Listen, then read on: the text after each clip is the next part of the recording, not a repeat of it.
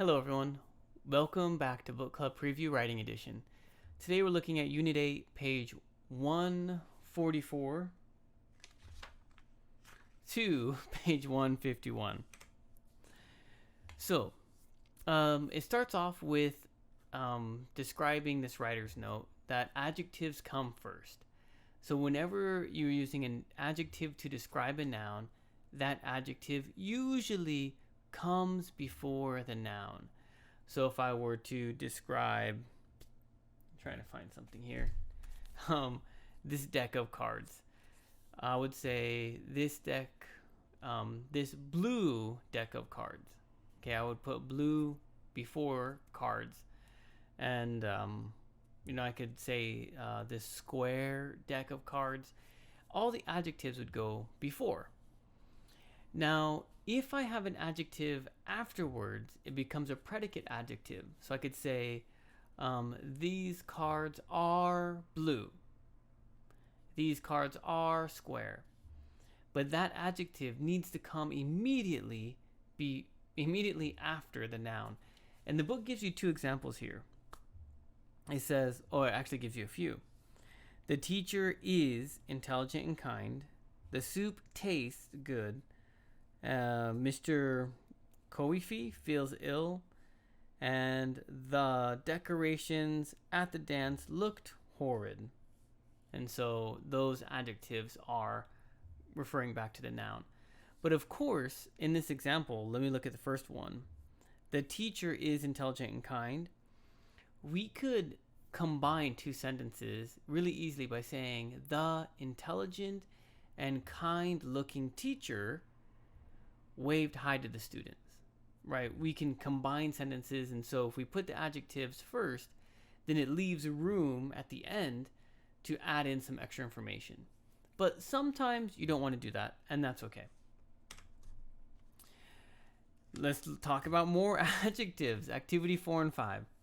So in the first activity, read through all these sentences and then correct the sentences that have an error. If the sentence is correct, you can just put a C.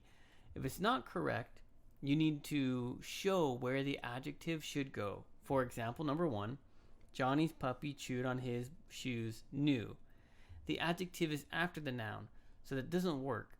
The noun needs to be new shoes, right? The adjective needs to be before the noun.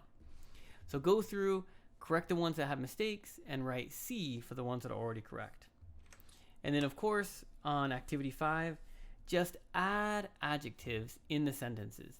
So you can add any adjective you want, and all of us will probably add different adjectives, which you could make really funny sentences with. But that's all you have to do. Each sentence has 2 spots for an adjective. The first example here is the tired teacher walked into the noisy room. The happy teacher walked into the noisy room. The ugly teacher walked into the clean room. You can say whatever you want, okay? But practice writing adjectives. All right, activity 6, descriptive sentences. So now that we've practiced using these adjectives, now we have nouns. So you have 2 nouns here. For example, number 1, vacation and California. So, not that one. You need to make a sentence using the noun vacation and the noun California. And in the sentence, you need to use an adjective to describe vacation and describe California. So for example, people who want the perfect vacation, okay, they circled the adjective, perfect vacation, should visit sunny, circled sunny, the adjective, California, which is a noun. So the next 4 are all you, student and computers, right? Describing students, describing computers. Now, the next part here on writer's note, which I think is really incredibly helpful, is that that when you're writing a sentence, many ESL speakers or foreign language speakers, they usually have a bilingual dictionary, their native language and the language they're learning. So in this case, it'd be English or whatever language you know. Probably you have a dictionary, and it is cut in half. First, there are all maybe your native language words with the English word next to it. And then the other half is the English word with the native word next to it. When you use a bilingual dictionary, that's okay, but be careful. And that's what the book wants to caution you. Be careful. Because when you just translate your native language and find an English word, there could be several English words that mean that one word that you have in your language. And so you really want to look at those words and make sure you select the correct one.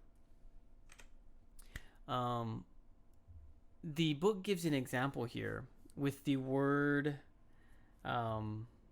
nice, and it asks you to double check this meaning. So if you have a dictionary,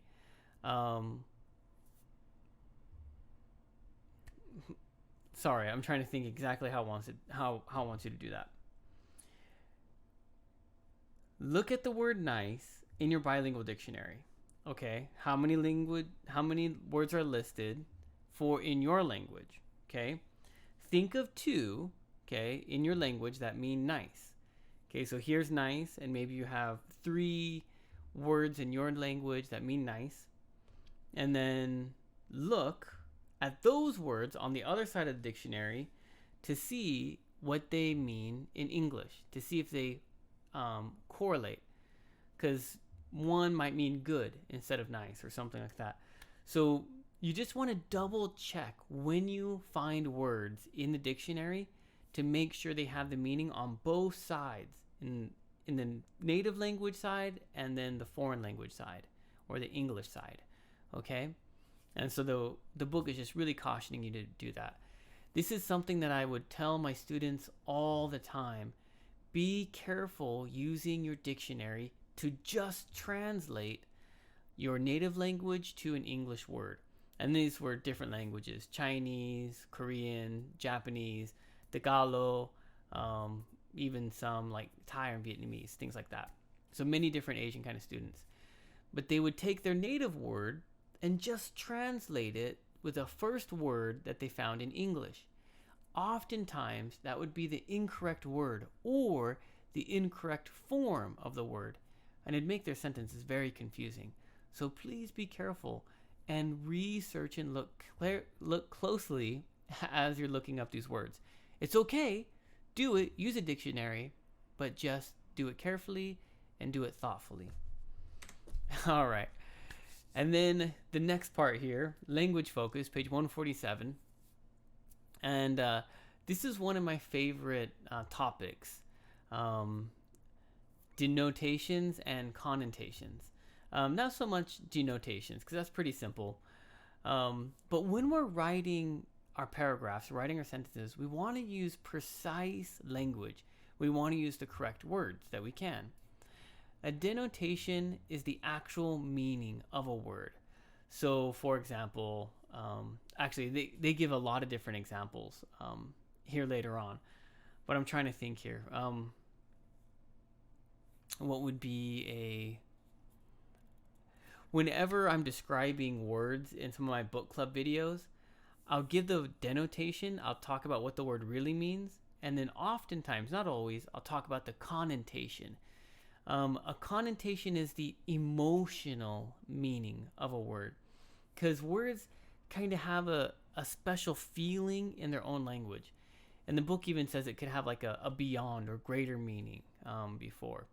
So I couldn't really think of any examples off the top of my head, but let's look here into the book examples. It gives 2 words, thrifty and stingy. So the denotation of these 2 words is very similar. And look it up in your dictionary right now. Pause, take a moment, look up the 2 words. They mean someone who doesn't spend money that much. Okay? That's kind of the basic meaning. But these words have different emotional meanings. For example, thrifty is someone who doesn't spend their money wisely. Stingy is someone who doesn't spend their money because they're greedy. So if you use these different words in your language, that someone who doesn't spend money, it might come out as stingy or thrifty. And you have to pick which one you think matches best. And you have to kind of look at those connotations.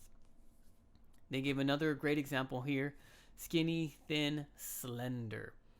I'm a pretty skinny guy, and so I would hear these all the time. Skinny has a negative connotation. He's so skinny. Oh, maybe I need more need more muscle. Say, oh, he's thin. Well, okay, thin is neutral. Doesn't have any real negative or positive. Slender is kind of like, oh, yeah, like graceful or looks good. Usually you would describe a woman as, oh, she's very slender. We wouldn't say necessarily thin or skinny. Oh, she's too skinny. Right, we'd have something like that. Negative connotation, neutral, and then slender is positive. So be careful, because they all mean the same thing. They all describe the same body shape, but they have a slightly different emotional meaning. Okay, so let's practice some of this stuff. Activity 7, recognizing adjectives. And this is actually looking at 2 example paragraphs and looking at 2 pages. Page 148 is just looking at 2 example paragraphs. So read the paragraph, underline, oh, I did a circle motion, underline the adjectives. Now, in the first paragraph, there are 13 adjectives that you should underline. In the second paragraph, there are 12 adjectives that you should underline. So we already have a hint here, but you should underline all of those. And then, oh, I forgot to write page 149, please answer all the questions. So, going to activity 8, positive and negative connotation practice. All right. So, in the first activity, we want to practice writing positive connotations and negative connotations. So this first noun, cheese. Okay, how can we describe cheese? There are many different ways we can talk about cheese. Positive, ooh, it's creamy. Oh, buttery, light. Okay, these are positive emotional meanings attached to the word. Negative connotation, rancid, that's like rotten, smelly, ooh, stinky, right? These are adjectives describing cheese in a negative way. So for the other 7, you need to think of 3 adjective examples that are positive, 3 adjective examples that are negative. When you're finished with that, time to jump to activity 9, adding adjectives. So this is much like the last activity we did. What is it? Activity 5, adding adjectives. But this is a paragraph. You can add any adjective you want with a negative connotation, positive connotation, however you like.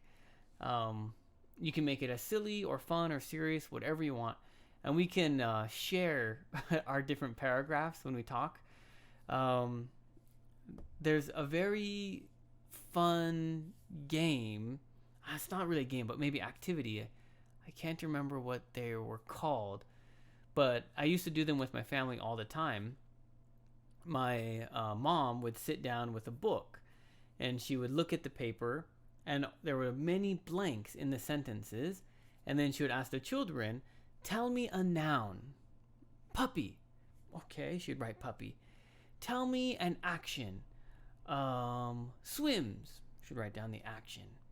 Tell me an adjective, and we'd tell her an adjective. She'd write the word, and then she would read the sentence, and it would be this really crazy, funny paragraph with a bunch of different stuff.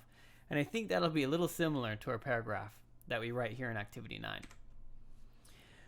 Well, page 151, copy it down. We're going to skip that. And using prepositions and locations, we're going to talk about that next week, because it's pretty much the next page anyways. So that's all the time that we have for today. But thank you so much for joining me for this episode of Book Club Preview. I'll see you soon. Bye-bye. Hey, if you have any questions about the video today, please feel free to leave a comment in the comment section. If you had any other vocabulary words that you wanted to know what they meant, let me know. And also, if you're interested in maybe joining one of these book clubs, please leave a comment and I'll get back to you. Thank you so much for watching. Bye bye.